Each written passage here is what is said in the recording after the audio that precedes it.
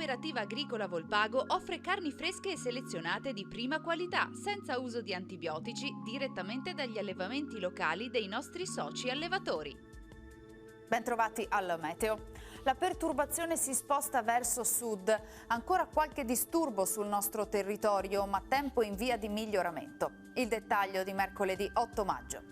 Sul Veneto la pressione inizia ad aumentare, al pomeriggio sarà possibile qualche residuo temporale sui monti e sulle pianure limitrofe, in diradamento entro sera, più soleggiato altrove. Temperature in ripresa, minime tra 10 e 15 gradi, massime comprese tra 20 e 22 gradi.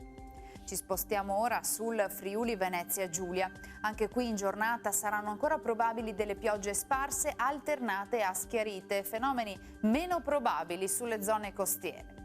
Temperature minime sugli 11-15 gradi, massime sui 19-22 gradi all'incirca.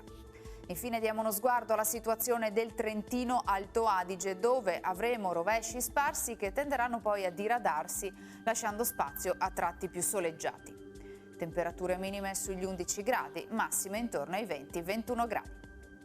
Dal meteo è tutto, vi auguro un buon proseguimento come sempre in nostra compagnia.